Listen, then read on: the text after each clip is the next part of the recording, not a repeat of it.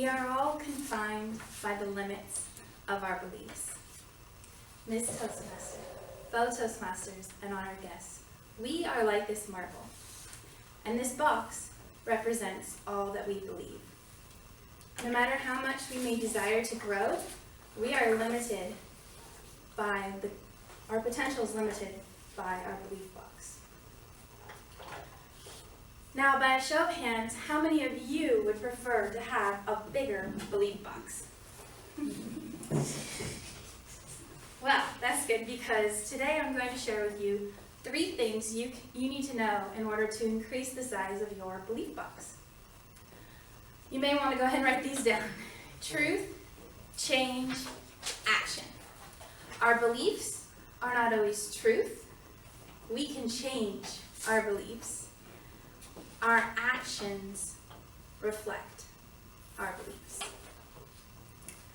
So I want you to close your eyes for a moment and imagine you have lost the ability to move.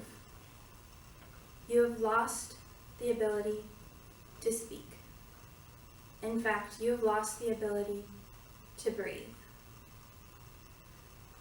In the quiet of your hospital room, all you can hear is the sound of the ventilator breathing for you.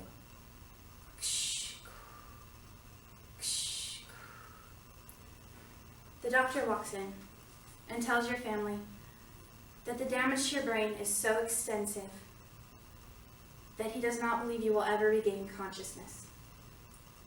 If you do regain consciousness, you will be paralyzed for the rest of your life. 2 years ago, my sister suffered a series of strokes and found herself in this exact same position. I couldn't wrap my head around what the doctor was trying to tell me. All I could think about was that the last time I had seen my sister, we had exchanged harsh words. I couldn't accept the fact that I was never going to be able to tell my sister just how much I loved her. My parents wanted to take my sister off of life support. They said she would never want to live this way. I begged them, please, at least wait until Halloween, because that had always been our favorite holiday. The next day I spent processing my grief by sewing together a quilt out of fabrics my sister had chosen before her stroke. I received word that my sister was responding much faster than the doctors anticipated she would. I felt so helpless. A few days earlier, I had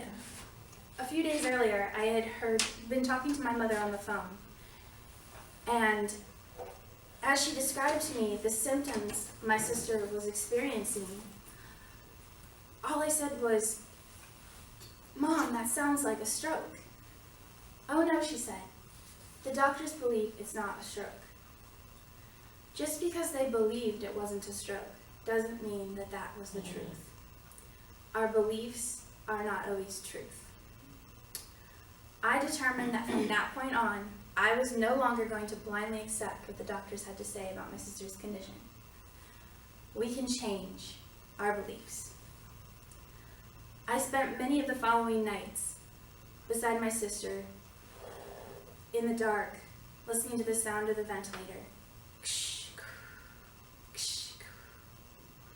I did research.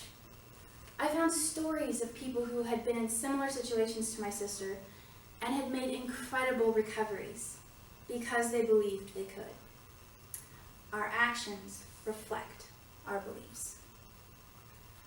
So I had to fight hard for my sister, but at least I finally found a good use for my stubborn personality. The medical community may have tried to limit the size of my sister's belief box, but I wouldn't let them. Was the journey an easy one?